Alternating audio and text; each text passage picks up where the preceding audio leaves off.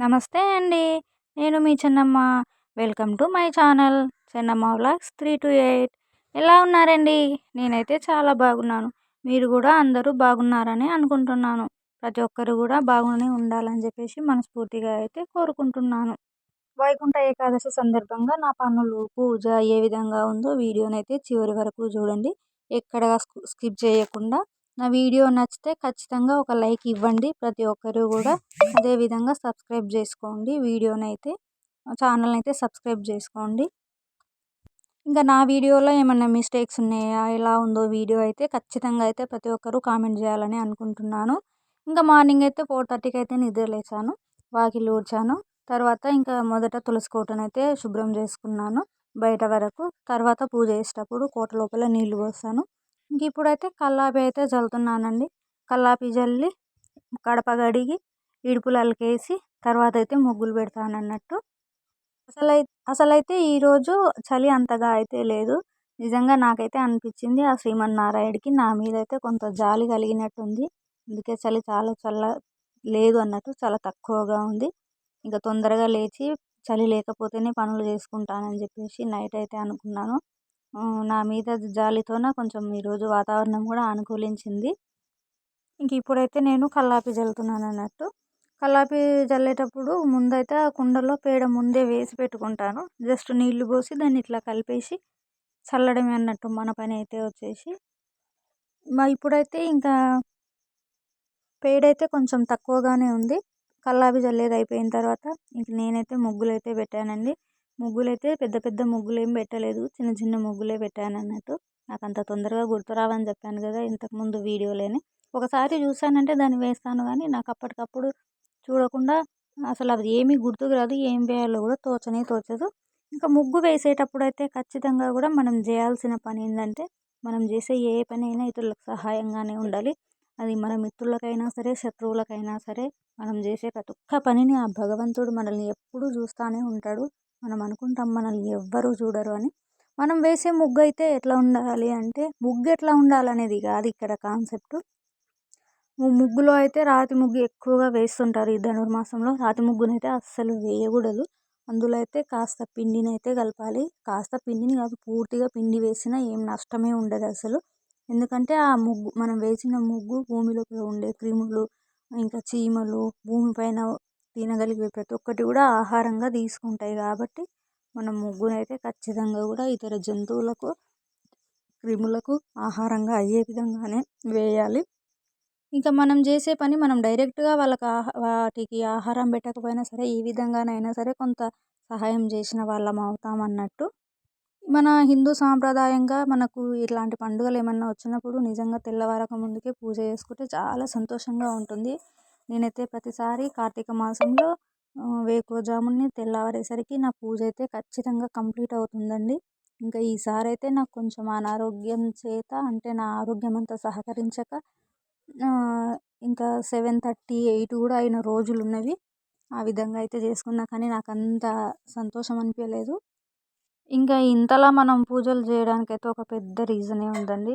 మనం ఇంతకు ముందైతే అసలు పూజ చేసేదాన్ని కానీ ఇంత తొందరగా లేచి ఇంత వేకువజామున చేయాలని చెప్పేసి అయితే చేయకపోతుంటే, మామూలుగా శనివారం రోజు, ఆదివారం రోజు 8కి, 8:30కి అట్లా పూజ చేసేదాన్ని అంతే. ఇంకా తర్వాత అయితే అసలు నాకు ఆ స్పెషల్ డేసే గుర్తుండేవి కాదు. ఇంకా వీటన్నికి ఒక పెద్ద కారణం ఉందని చెప్పాను కదా. ఆ కారణం అయితే వచ్చేసి ఇంకా ఒక 2 ఇయర్స్ బ్యాక్ మా పెద్ద పాపకైతే చాలా అనారోగ్యం అయ్యిందన్నట్టు. అనారోగ్యం అంటే తనకు స్కిన్ అలర్జీ ఒక 5 ఇయర్స్ నుంచి ఉంది. అదనేది అప్పట్లో ఇంకా ఎక్కువ అయింది. అప్పుడైతే మేము ఇంకా ఎక్కడెక్కడో హాస్పిటల్స్ చూపించాము. అసలు మేము తిరగని ప్లేస్ అంటూ లేదు. తనకు 5 ఇయర్స్ నుంచి ఏదో రకంగా ఎట్లాగో ఒకలాగైతే తగ్గించాలి పూర్తిగా బాడీ నుంచి అని చెప్పేసి అనుకున్నాము. అదేంటో కానీ వర్షాకాలం కంప్లీట్ అయిన తర్వాత స్టార్ట్ అవుతుంది. చలికాలంలో బాగా ఇబ్బంది పెడుతుంది తనకైతే. మేము అందుకని చెప్పేసి తనకైతే ఫుడ్ విషయంలో చాలా స్ట్రిక్ట్‌గా అయితే ఉంటాము. బయట ఫుడ్ అట్లా ఏమి పెట్టకుండా. ఇంకా చివరికైతే నేను తనకి కర్నూల్‌లో చూయించాను. అసలు కర్నూల్‌లో చూయించినప్పుడైతే 15 డేస్‌కి ఒకసారి వెళ్ళి వచ్చేదాన్ని తనని తీసుకొని. అప్పుడైతే నాకు చాలా బాధ అనిపించింది. చివరి వరకు ఒక 4 మంత్స్ వరకు మస్తు ఇబ్బంది పెట్టి లాస్ట్‌కైతే తగ్గింది. పూర్తిగా అయితే తగ్గలేదు కానీ 90% అయితే తగ్గిపోయింది. ఇంకా అప్పుడు అనుకున్నాను నేను అసలు ఇక అప్పుడైతే అనుకోవడం కాదు. అప్పుడు నేను మొక్కని దేవుడంటూ లేడు అని అనిపించింది. ప్రతి ఒక్క దేవుడికి అసలు నేను ఏ సిట్యుయేషన్‌లో ఎప్పుడు పూజ చేయాలనుకుంటే అప్పుడు చేసేదాన్ని అన్నట్టు. ఆ విధంగా చేసి ఇంకా నాకు అప్పటినుంచైతే మనం ఎంతసేపు దేవుడి దగ్గర ఆధ్యాత్మికంగా మనం గడపాలి. అప్పుడే మనకి ఎన్ని కష్టాలొచ్చినా సరే మన మనసు ప్రశాంతంగా ఉంటదని జెప్పేసి అప్పటినుంచైతే నేను బాగా ఫిక్స్ అయ్యాను. ఇంకా మా ఇంట్లో అయితే మా వారు చాలా భక్తితో పూజలు చేస్తారు. నేనైతే ఎంతసేపు బయటి పనుల వరకు చేసి పూజ మాత్రం తనకే వదిలిపెట్టేదాన్ని. కానీ ఇంకా ఇప్పుడైతే ఇప్పటికి కూడా రెగ్యులర్‌గా సాటర్‌డే, సండే మా ఆయన్నే దీపారాధన చేస్తాడు. కాకపోతే ఇట్లా ఏమన్నా స్పెషల్ డేస్ ఉన్నప్పుడు మాత్రమే నేను చేస్తాను. ఎందుకంటే అంత తొందరగా ఆయన లేవడు, దీపారాధన చేయడు. ఈరోజు కూడా నేను 90% చేయిద్దాం అనుకున్నా. కానీ అప్పటికి లేవలేదు. కాబట్టి ఇంక నేనే చేసేసిన. ఇంకా తులసి కోట దగ్గరైతే ఈ విధంగా తెల్లవారక ముందుకే దీపారాధన చేస్తే నిజంగా మస్తు హ్యాపీగా అనిపిస్తది. సూర్యుడు రాకముందుకే పూజ చేసుకోవాలని చెప్పేసి. ఇప్పుడైతే ఇంక నేను గడపకు పసుపు రాసి ముగ్గులైతే పెట్టేసుకొని ఇంకా ఫైనల్‌గా నేనైతే పూజ గదిలోనికైతే వచ్చాను. పూజ గదిలో అయితే ఇంకా ఈరోజు తులసి కోట దగ్గర పూజ అయిపోయింది. ఫస్ట్ తర్వాత గడప దగ్గర చేసుకొని పూజ గదిలోకొచ్చి ఫోటోలన్నీ తీసి మొత్తం పూజ గ మేము పూజ గది అంటే మాకు సెపరేట్‌గా రూమ్ ఉంటుంది. ఇంకా అందులో దేవుడికి ఒక దగ్గర గుడి ఉంటది. ఆ గుడిలో మాత్రమే ఉంటాయన్నట్లు మా ఫోటోస్ కొన్ని పైన గోడలకి తగిలించుకొని ఉంటాయి. ఇంకా ఫోటోలన్నీ ఒక తాంబాలంలోకి తీసి మొత్తం క్లీన్ చేసి బొట్టు, కుంకుమ, పసుపు అన్నీ పెట్టేసి గంధము, ఫ్లవర్స్ అన్నీ పెట్టేసి ఫోటోలనైతే అలంకరణ చేశానండి. అలంకరణ చేసిన తర్వాత ఇంకా మనమైతే పొయ్యి దగ్గరకొచ్చి పొయ్యి తుడిచిపెట్టుకున్నాం కదా! దానికైతే కొంచెం అలంకరణ చేసినాం. ప్రసాదం చేయడం కోసం అని చెప్పేసి. ఇక నేనైతే అసలు ఇంతలా పూజలు చేయడం అనేది నాకే నమ్మబుద్ధి కాదు. ఒక 4, 5 ఇయర్స్ బ్యాక్‌కి ఇప్పటికి అసలు నేనేనా అన్న ఆలోచన కూడా నాకొస్తది. కానీ నన్ను ఇంతలా మార్చింది మాత్రం ఆ భగవంతుడే అనిపిస్తది. ఒకసారైతే మార్నింగ్ 5కే ఇక్కడి నుంచి ఒక 10, 15 కిలోమీటర్స్ ఉంటది మా ఆయన వాళ్ళ సన్నిధానం. అక్కడికి అభిషేకం చేస్తున్నామంటే అక్కడ మా వాళ్ళు కూడా ఉన్నారు. అక్కడనే వచ్చి ఉండు అని చెప్పిండు. కానీ నేనైతే ఉండలేదు. ఎందుకంటే మన ఇంటి దగ్గర నుంచి వెళ్దాం అని చెప్పి ఒక కాన్సెప్ట్‌తోన మార్నింగ్ 5కి ఇక్కడి నుంచి వెళ్ళానన్నట్టు. అంటే నన్ను అంతగా మార్చింది ఆంజనేయ స్వామి అనుకుంటాను నేను. నిజంగా నాకైతే చాలా హ్యాపీగా అనిపిస్తది అట్లా. ఇంకా నేను చేసే పూజ అయితే మా ఆయనకైతే అంత నచ్చదు. ఆయనైతే ఇంకా చాలా భక్తితో ప్రశాంతంగా చేస్తాడు. "నువ్వేదో ఇట్లా ఇట్లా చేస్తావు" అంటాడు. కానీ నేనైతే ఎవరి భక్తి వాళ్ళకు, ఎవరి నమ్మకం వాళ్ళకు అని చెప్పేసి నా పూజ అయితే నేనైతే చేసుకుంటాను. ఇంకా చివరిగా అయితే నేనైతే ఇప్పుడు ప్రసాదం కోసం సిలిండర్ మీద మొత్తం అలంకరణ చేసి ప్రసాదం చేస్తున్నానన్నట్టు. ప్రసాదం చేసిన తర్వాత ఇంకా దేవుడి దగ్గరికి వెళ్ళేసి అక్కడ అలంకరణ మొత్తం అయిపోయింది కాబట్టి దేవునికి దీపారాధన చేసి ఆ తర్వాత ప్రసాదంగా అరటిపళ్ళు, అదేవిధంగా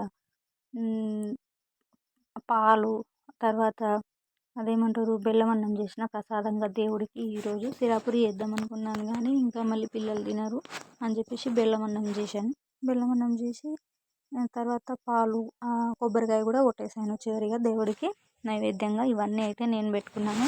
ఏదో నేనైతే అనుకుంటానండి ఏదో గొప్ప గొప్పగా ఆర్భాటాలు అవన్నీ చేయకుండా నాకున్నంతలో నా శాయశక్తులా నేను దేవుడినైతే మొక్కాలని చెప్పేసి అనుకుంటాను. ఇంకా పూజంతా అయిపోయిన తర్వాత నేనైతే మా ఊరికి దగ్గరలో శ్రీపురం అని ఉంటుంది. అక్కడికైతే రంగనాయక స్వామి టెంపుల్ అయితే ఉంటుంది. ఆ టెంపుల్‌కైతే వెళ్ళొచ్చామండి మేము. టెంపుల్ అయితే చాలా బాగుంటుంది. అక్కడికైతే చాలామంది పబ్లిక్ వస్తారు. అసలు ఆ పబ్లిక్‌ని చూస్తే ఇంత చిన్న విలేజ్‌లో ఇంత పబ్లికా అని అనిపిస్తది. నిజంగా చాలా బాగుంటుంది టెంపుల్ అయితే. నేను ఒకసారి వెళ్ళి చూసాను. కాబట్టి నాకు చాలా బాగా అనిపించి మళ్ళీ ఈసారి కూడా మా ఆయనకు వచ్చే ఇష్టం లేకున్నది. ఏదో పని ఉందని చెప్పేసి ఇక నా బలవంతంగా వచ్చిండు. వెళ్తాడు కాకపోతే తన బిజీలో పడి రాలేడన్నట్టు. ఫైనల్‌గా అయితే మేము గుడికి వెళ్ళొచ్చాము. అక్కడ చాలా బాగా దర్శనం చేసుకొని, ప్రసాదం తీసుకొని అయితే ఇంటికైతే వచ్చాము. ఇక మేమైతే అంతగా ఎక్కడికి వెళ్ళమన్నట్లు. అసలు నిజంగా ఈ విధంగా గుడికి గాని, ఇంకెక్కడికన్నా గాని బయటికైతే మా ఆయన్ని తీసుకెళ్ళడానికైతే కొంచెం శ్రమ పడాల్సొస్తది మేము. ఎందుకంటే ఆయన బిజీలో ఉండి మమ్మల్ని అయితే తీసుకెళ్ళడానికి టైం దొరకదన్నట్టు. ఇదైతే గుడి అక్కడ చాలా బాగుంటుంది గుడి అయితే. ఇంకా మేమైతే ఫైనల్‌గా రిటర్న్ అయ్యాం. నా వీడియో అయితే ఏ విధంగా ఉందో కామెంట్ చేయండి ఫ్రెండ్స్. తప్పకుండా ప్రతి ఒక్కరూ సబ్స్క్రైబ్ చేసుకుంటారని అనుకుంటున్నాను. నా వీడియో నచ్చిన వాళ్ళు ఖచ్చితంగా ప్రతి ఒక్కరూ నా వీడియో చూసి లైక్ మాత్రం ఇవ్వడం మర్చిపోకండి. మేమైతే తిరిగి ఇంటికి వచ్చేస్తున్నాం. థ్యాంక్ యూ అండి. బాయ్.